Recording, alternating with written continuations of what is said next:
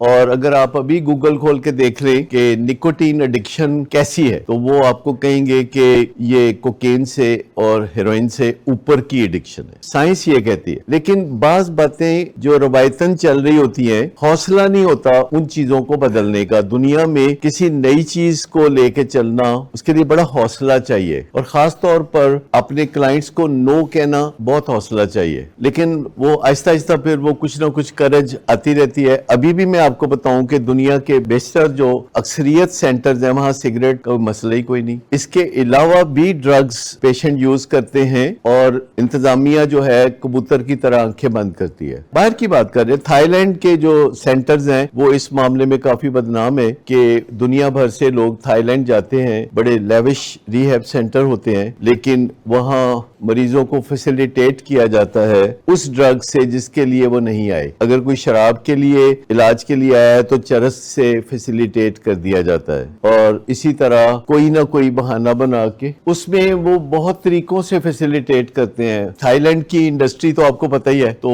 اچھا میں آپ کو بتاؤں کہ آہستہ آہستہ کرے جاتی ہے. It takes time. جیسے پچھلے دنوں ہمارا جو ویکلی پروگرام ہوتا ہے سوشل میڈیا پہ لائیو، تو اس ویکلی پروگرام میں بات کر رہا تھا کہ اگر کوئی شیم سے نکلے بغیر نشہ چھوڑنا چاہتا ہے تو بے شک وہ یہ تکلیف برداشت نہ کرے. شیم سے نکلے بغیر نہیں ہو سکتا. یہ اب میں خود کہہ رہا ہوں. تو کئی دفعہ ہم ایسی باتیں یہاں خود کہتے ہیں جو کہ ہمارے بظاہر کام کاج کے فروغ کے لیے اینٹی ہوتی ہیں، یعنی پاپولر باتیں نہیں ہوتی. میں اسٹیج پہ کھڑے ہو کے کئی دفعہ ایسی باتیں کہتا ہوں کہ جو پاپولر باتیں نہیں ہوتی، جیسے کہ نشے کی بیماری کا علاج شروع ہوتا ہے اور پھر جاری رہتا ہے. اس دوران مریض نشہ بھی چھوڑتا ہے، ذمہ دار انسان بھی بنتا ہے، اخلاق بھی سنوارتا ہے، کام کاج بھی کرتا ہے، شادی بیاہ بھی کرتا ہے، بچے پیدا کرتا ہے، علاج جاری رہتا ہے، اور اخیر میں وہ معاشرے کا ایک زبردست فرد بنتا ہے، ٹیکس پے کرتا ہے، علاج پھر بھی جاری رہتا ہے. یعنی جیسے ڈائبیٹک ہوتا ہے، وہ شروع میں بہت برے حال میں اسپتالوں میں آتا ہے، پھر اس کی شوگر کنٹرول ہوتی ہے، علاج جاری رہتا ہے، پھر وہ جاب پہ واپس جاتا ہے، کاروبار پہ واپس جاتا ہے، علاج جاری رہتا ہے، پھر 20 سال گزر جاتے ہیں، 30 سال گزر جاتے ہیں، علاج جاری رہتا ہے،